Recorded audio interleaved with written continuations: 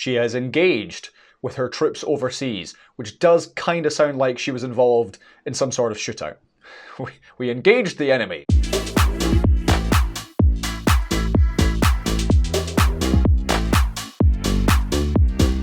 Hello again and welcome to another episode of Talk Shop, the show from Pink Elephant Communications where we analyse high-profile speeches from important people and identify what's good and what they can still work on so that you can learn from it too. This week we're looking at the Vice President of the United States of America, Kamala Harris, accepting her party's nomination for president in the upcoming US election. A long way of saying she gave an important speech. Let's get into it.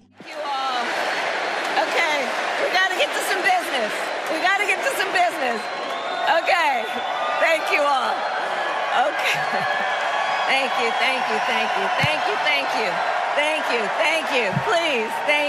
Please, thank you so very much.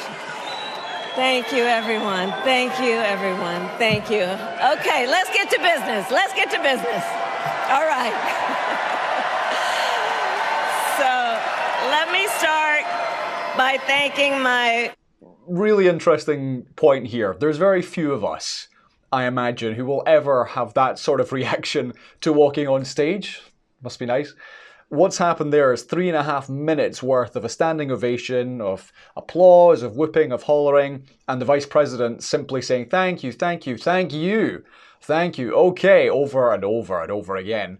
And hoping, I guess, that one of them is going to be the sign to the audience that they need to stop. They need to let her speak. She starts using the phrase, let's get down to business.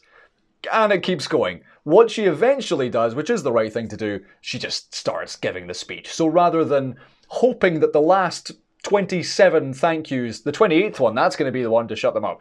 Start talking, start giving the speech. They'll settle down. That's what happens. Okay, let's really get into it.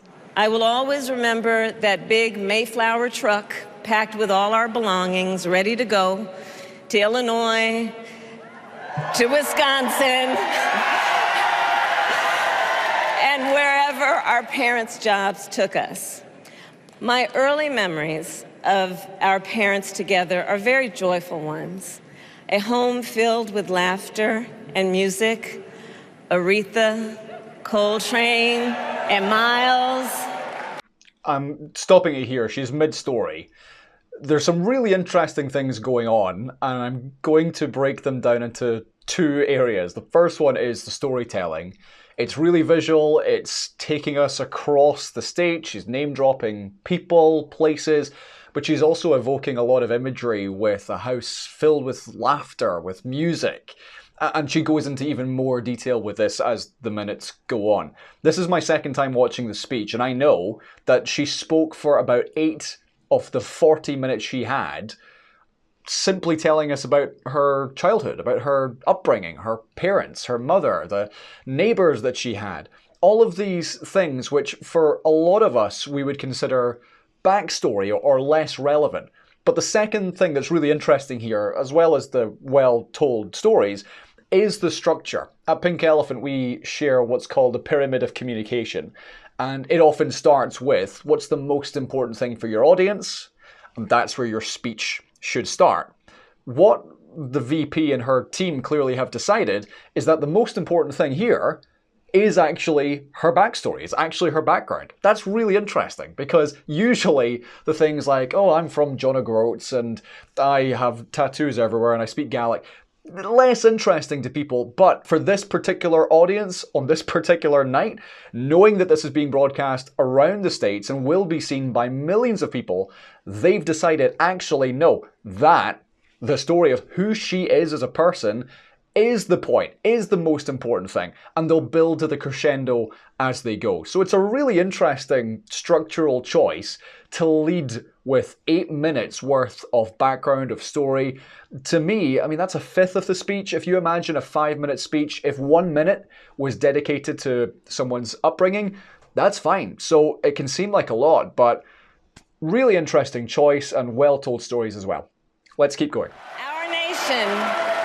Our nation with this election has a precious, fleeting opportunity to move past the bitterness, cynicism, and divisive battles of the past a chance to chart a new way forward. Pausing it here because this is almost Obamaesque in the delivery. Some of the words are holding up an entire second. A precious, fleeting opportunity to chart a new journey. All of that is done deliberately because it means every word hangs in the air and it makes us think about it. Precious, fleeting opportunity, rather than this is a precious, fleeting opportunity. And you've lost all the meaning and the gravitas that comes with that delivery. So whilst very few of us, if any of us, will ever get to accept a nomination for president, the delivery is spot on. If you want people to remember those words, to really dwell on what you've said, it does have to be one word a second. It feels a little performative. It feels like you ought to be on stage, as she is. But this is what the best speakers do. They let the words sit and hang in the air. This is a great example of it so far. Okay, keeping going. And we know what a second Trump term would look like. It's all laid out in Project 2025, written by his closest advisors. And its sum total is to pull our country back to the past. But America, we are not going back. We are not going back. Pausing it here, I understand that we're not going back has been a theme of this conference. I believe a few of the speakers have used it, but it is, of course, a classic pink elephant. Something that's not happening, that now simply by virtue of saying it, the audience is forced into thinking about it. So she said here, we are not going back. And now all the audience is thinking about going back. I don't want to do that. So what can she do instead? Give us a positive version of we are not going back. And the positive would be we're moving forward. We're keeping on going. All of those are the right image. It's the positive image rather than we're not going back. So I understand that's a slogan. It's a phrase that's being used. We can make it more positive. So pink elephants, they are everywhere. I mean, there's one on the couch right there. So you're constantly not looking at it. Something to work on, which is always making our communication more positive, leaving people with the right image. And protect Social Security and Medicare. Now compare that to Donald Trump, because I think everyone here knows. Stopping it here, because I believe that's the fourth time that Kamala Harris has hit the microphone with her hands. And it's a really important point to take away for everybody, because this tells me that she has had limited, if any, chance to actually stand up on that stage beforehand and figure out things like the logistics. How close is this microphone going to be to me? Can I move my hands without smacking the microphone over the head? And because that's the third or fourth time she's done it, it tells me, no, her experience on that particular stage with that particular microphone setup, limited, if any. And that is a challenge then for the audience, because every so often their eardrums are being smashed with the sound of a microphone distorting. So what's the advice here? Whenever you're speaking at an unfamiliar or a new venue, do whatever you can to get on stage beforehand and figure these things out. Ask yourself, where can I stand where I can still use my hands without hitting anything? Or if there is a microphone directly pointed here, what am I doing with my hands to avoid any sort of audible disasters? So something the Vice President can work on for next time, fit it into her busy schedule. I know she made a surprise appearance at this convention a couple of days ago, but actually having a chance to stand up there, rehearse if you've got the time, we would have avoided any sort of fights with microphones. And America, we must also be steadfast in advancing our security and values abroad.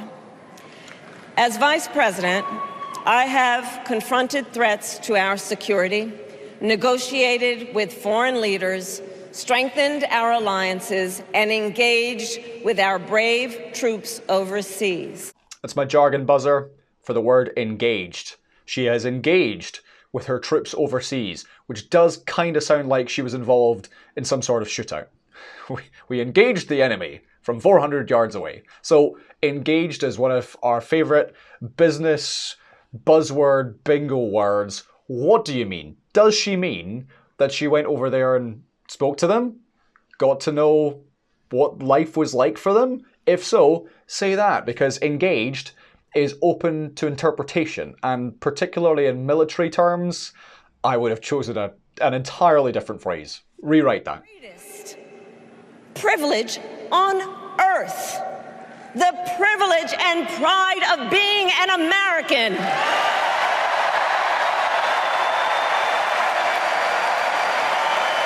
I'd be waving my flag at this point.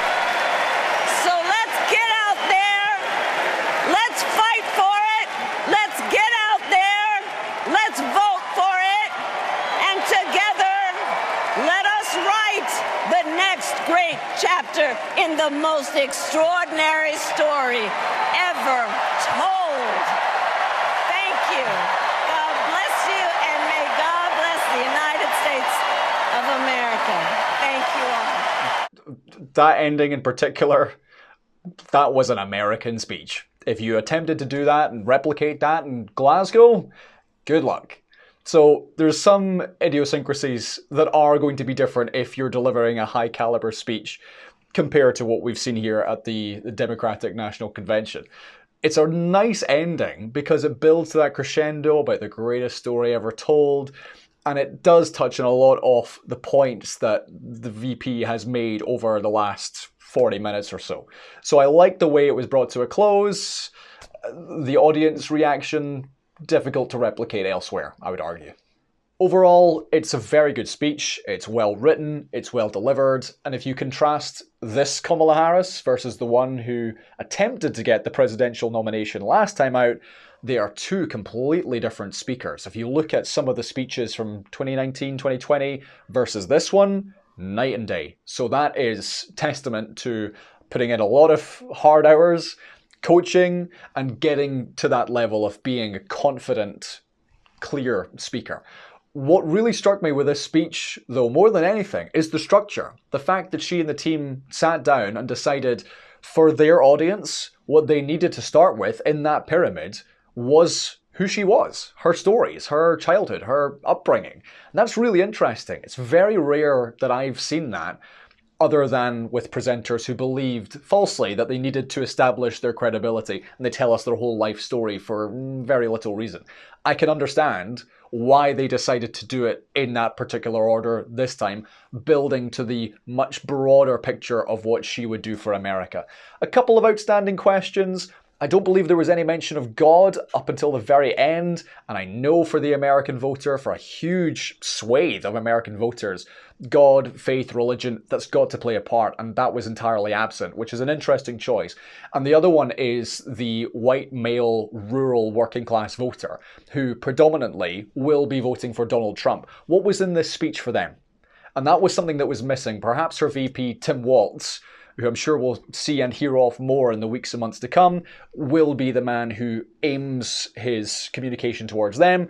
But something to think about for the next time Kamala Harris stands ideally a few feet away from a microphone to stop smacking it over the head. I trust you've enjoyed this edition of Talk Shop as much as I did, and if you want to learn more, you can by visiting the Pink Elephant Academy. It's our e-learning website where with a couple of clicks you can buy e-learning courses about communication. If you want to improve your own presenting, you want to get better at your writing, you want to understand how to work with the media, that's what you can find out at the Pink Elephant Academy, and here's a discount code that you can use to get some money off. Until next time, thank you for watching, and remember to smile and speak slowly.